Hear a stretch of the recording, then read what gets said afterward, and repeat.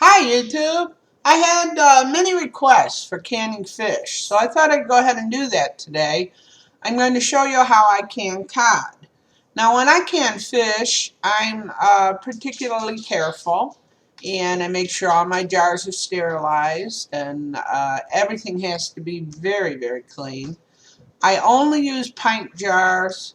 I do not use quarts. Quarts are possible, but pints is what I use. And once you get the pressure up to where it's supposed to be for your level, in my case, that's 11 pounds, I start timing and I leave my pints of fish in the pressure canner for 100 minutes. Now, on my timer, I cannot put 100 minutes, so I put 90 minutes, and when the 90 beeps, beep, beep, beep, beep, then I put it on for 10 more. I'm going to show you how I can cod, because we like cod. And then I'm going to have a follow-up video on how I take that same cod and I take shelf-stable, freeze-dried, and dehydrated vegetables, and I make a delicious, oh, it's so good, cod and corn chowder. Now this time of year, you might not want to have a nice big bowl of cod and corn chowder. But, ooh, when it's cold out, it is so good. And then you use your cornbread. You grind your own corn, you make the cornbread. It is so great. So now on with the video. You can frozen fish. Now, the whole thing with, you can use any kind of frozen fish you want. But the point is, the frozen fish, you have to defrost it first. I got a great deal on these cod fillets. They're very expensive here in Central Illinois. And I think I got it for like $2 a pound from a fish man in Streeter. And this is very good cod. And I am trying to get away from electricity. I'm trying to can up all my food rather than freeze it, because in a situation, SHTF situation, I don't want to be going crazy trying to can up all this stuff or having my food go to waste. So I like to can up fish, but go ahead and take your fish out of the freezer and just let it defrost. I go ahead and let my dishwasher sterilize my jars for me, and they keep them hot too.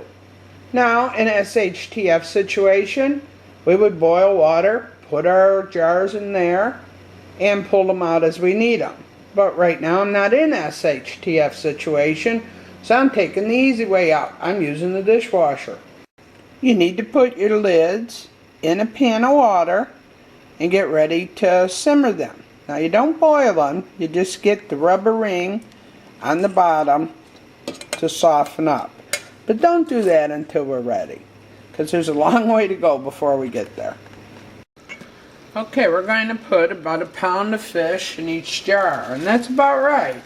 A quart, not a quart, we're doing pints. A pint jar is about a quart. Now, this is frozen fish. It has a little bit of water in it. I squeeze some out. Don't get crazy. Never get crazy in anything I do. Just have fun. Squeeze a little bit, because they were frozen. You're going to have some. There you go. So each one of these is about a pound each. I cut it in half because I want it to fit the glass. And then I'm going to put 2 in there. So I've got a pound of fish for each jar. Now remember, your jars are nice and clean to start. So that was 6 pounds of fish. 1, 2, 3, 4, 5, 6. Take these out. And now I'm going to show you. I have, like I said, this is the spice I like. You can leave it blank. I put about a teaspoon in each one. Just because I like it. I could put just a teaspoon of salt in every one, but I like this spice, so why not? You see the water? It's not boiling, but those are hot. You take and wipe off all the rims of all the jars with a wet rag. Just take all the rims, wipe them off. You want a real good seal on these.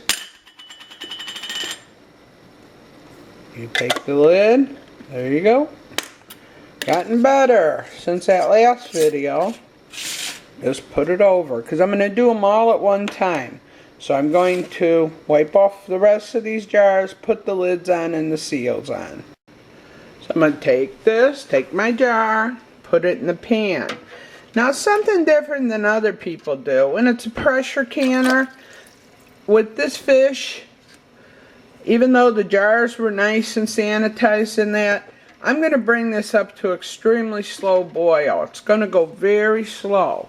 We're going to build the pressure in that pan slowly. I like to get at least 2 hours when I'm doing with fish. It'll take about 40 minutes to get the pressure on that canner up to par. Once it does, I'm going to let it vent for 10 minutes. Once it vents, I'm going to put on the weight, bring it up to the weight, and then I'm going to let it go for 100 minutes.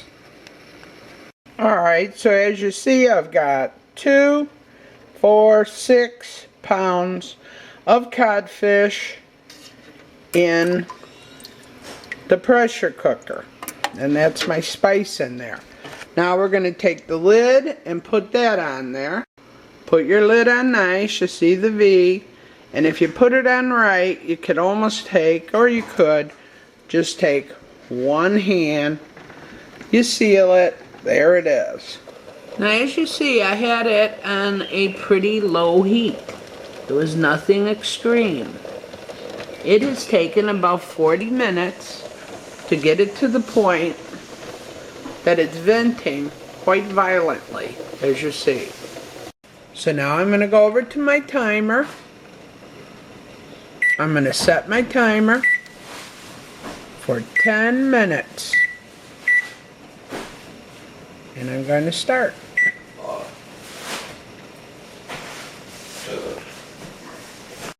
I did that, she come out and put hers out. I water my garden, she comes out and Okay. with the neighbor. Put on your weight and wait for it to rise.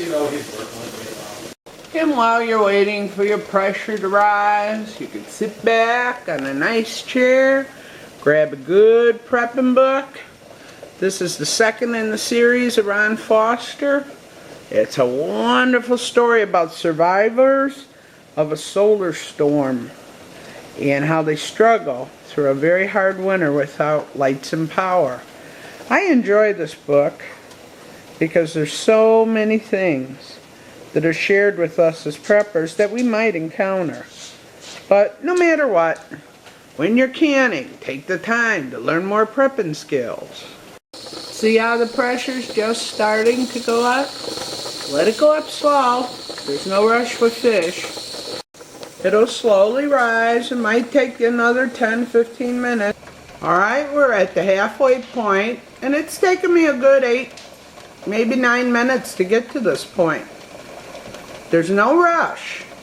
One thing with pressure canning, don't let yourself be rushed. And now we're at 11 pounds of pressure. I'm going to go over to my timer. Oops, my coffee. I'm going to go over to my timer. I'm going to set it for 90 minutes. When that 90 minutes is over, I'm going to reset it for another 10. Pints of fish, have to pressure cook for 10 more minutes. 100 minutes altogether. Now you notice it's going a little past the 11-pound mark. So what I'm going to do is I'm going to play with the heat a little bit. Just slow increments. And just keep watching your pressure. If it goes below whatever your pressure is, you have to start that time all over again the moment you stabilize it. So that's why I sit in front of the pressure cooker and read a book.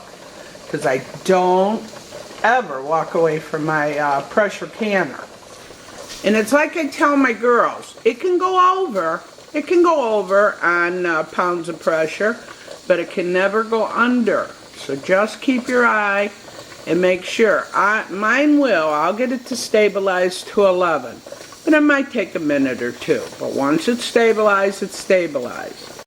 Okay, everything's been stabilized. It's going well. It's been about 30 minutes.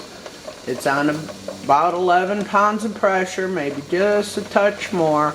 But don't worry about that. Remember, more is okay. Less is not okay. There we go.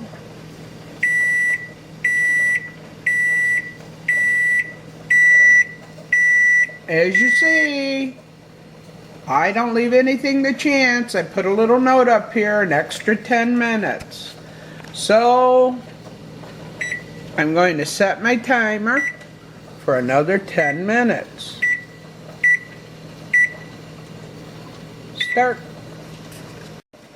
Alright, the 100 minutes is officially over. Now what I do is come over to my pressure canner and I turn off the flame. I do nothing else to it. Leave it alone. It'll take about an hour to cool down. Do not take this off for any reason. Just leave it alone.